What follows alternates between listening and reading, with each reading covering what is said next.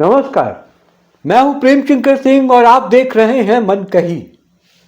राज ठाकरे के चुनाव हारने से बिहार यूपी के लोग काफी खुश हैं। बीएमसी चुनाव में करारी हार का सामना करना पड़ा है ठाकरे बंधुओं को, यानी कि राज ठाकरे और उद्धव ठाकरे को। अब जिन उत्तर भारतीयों को दिन रात कोसा करते थे राज ठाकरे, अब उत्तर भारतीय जो हैं वो खूब सारे अपने शॉर्ट्स और रील बनाना शुरू कर दिए और राज ठाकरे से सवाल कर रहे हैं कि अब बताइए आप क्या करोगे। उत्तर भारतीयों को आप हमेशा से बड़ा ही हे दृष्टि से दिखते थे, यानी कि उसको बड़ा निचला दर्जा जिसको कहते हैं वो देते थे आप। अब क्या करेंगे आप? पूरे 227 सीटों में से सिर्फ 6 सीटों पर आपने जीत हासिल की। क्या कर लेंगे आप? मुंबई नगर पालिका यानी बीएमसी पर शिवसेना हमेशा से काबिज रही है, लेकिन अब तो बाहर का रास्ता दिखना पड़ेगा।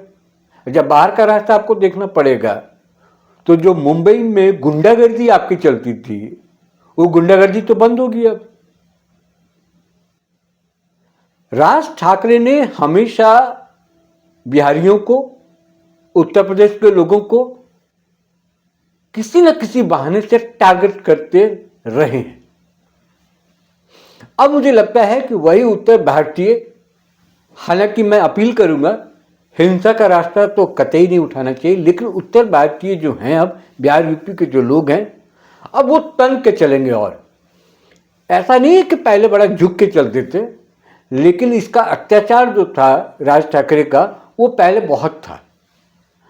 अब मुश्किल होगा ज़रा मुंबई में, क्योंकि मुंबई में अब बीजेपी की या बीजेपी का कोई भी बन सकता है मेयर।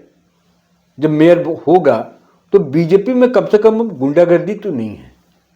और जिस तरीके से राज ठाकरे अपने आप को पेश करते आए हैं, जिस तरीके से वो गैर मराठियों के साथ सलूक करते आए हैं, वैसा तो बीजेपी के शासन में नहीं होगा।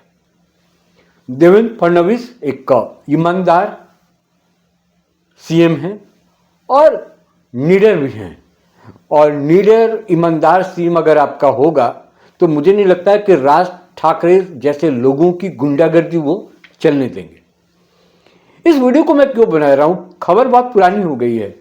16 तारीख को ये रिजल्ट सामने आ चुका था, जिसमें बताया गया कि उद्धव ठाकरे और राज ठाकरे दोनों भाई मिलकर चुनाव लड़े, पहली बार हार गए। और ऐसी हार हुई है कि हर आदमी, जो आदमी त्रस्त इनसे था, सारे लोग इनके खिलाफ बोलने लगे। और जो जो अत्याचार, जो जो अति जिसको कहते हैं हमारे यहाँ अति करना, वो राज ठाकरे ने कर रखा हुआ था। रेस्टोरेंट पे कब्जा करना, मतलब बैंक पर गुंडागर्दी करना, सड़क पर गुंडागर्दी करना, ऑटो वालों से मारपीट करना, सब्जी वालों से मारपीट करना। मतलब कि उसको लगता था कि जो उत्तर भारतीय हैं और जिस सेक्टर में काम कर रहे हैं, जिस क्षेत्र में काम कर रहे हैं, वो एकदम से हे दृष्टि से, मैं बार बार कह रहा हूँ, उसको निचला पायदान पर रखना और ये सब, और उसके साथ ही मारपीट करते थे। अब वो पॉसिबल नहीं है। अब सब लोग सामने आ रहे हैं, सोशल मीडिया का ज़माना है, अपने अपने तरीके से लोग राज ठाकरे पर हमलावर हैं और कह रहे हैं कि अब क्या करोगे राज ठाकरे, अब तो हार गए चुनाव। तो सोशल मीडिया पे ज़बरदस्त तरीके से खिंचाई हो रही है राज ठाकरे की। और सिर्फ ये आम लोग नहीं हैं, पॉलिटिकल लोग भी हैं, सोशल लोग भी हैं। और मैंने आपको पहले के वीडियो में बताया था कि किस तरीके से इस बार उत्तर भारतीय और मराठी दोनों मिलकर बीजेपी को वोट किए हैं। महायुति गठबंधन जो है उनको वोट किया इन्होंने, और राज ठाकरे और उद्धव ठाकरे दोनों को हरा दिया। और नफरत की जो राजनीति है, जहर फैलाने वाली जो राजनीति है, उसको इन्होंने नकारा है।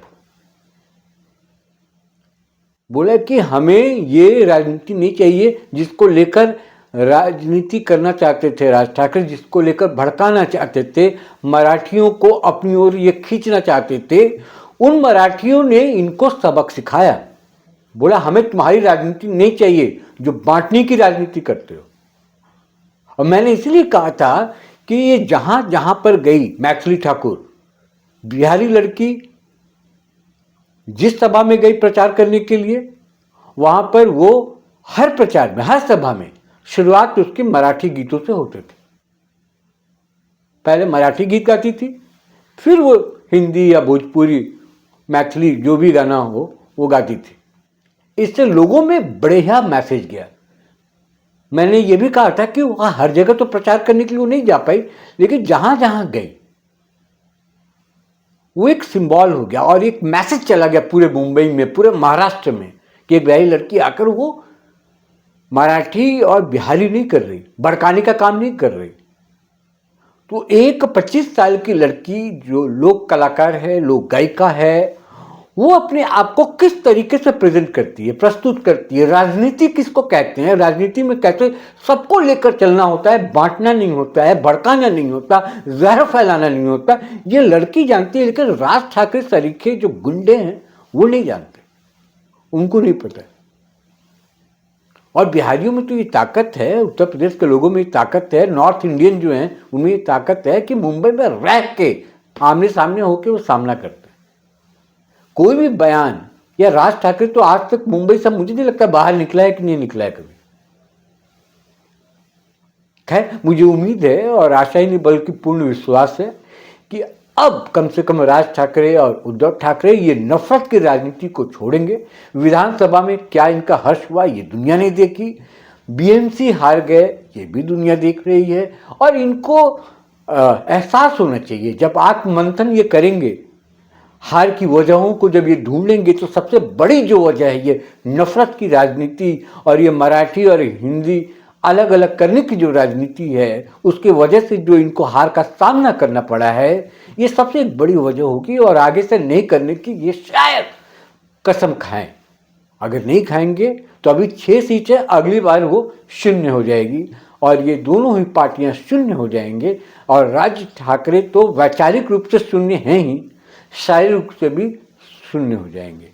और उद्धव को अपने बाप से, अपने पिता से सीखनी चाहिए थी कि राजनीति किसको कहते हैं, एक व्यक्ति कैसे पूरे महाराष्ट्र में पार्टी खड़ा करता है और उस पार्टी को खड़ा करके सरकार बनाता है।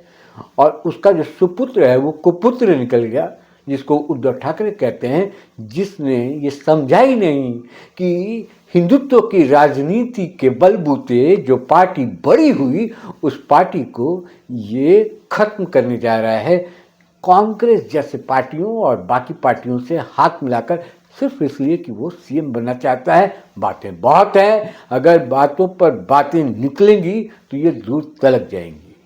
फिर किसी और वीडियो में इस पर चर्चा होगी कि ये राजनीति जो उद्धव ठाकरे ने की, उसको कहाँ तक रसातल में, जिसको कहते हैं ना रसातल में लेकर जाना, वहाँ पर ले गई है ये राजनीति। और नहीं सुधरे तो आगे और दुर्गति होगी।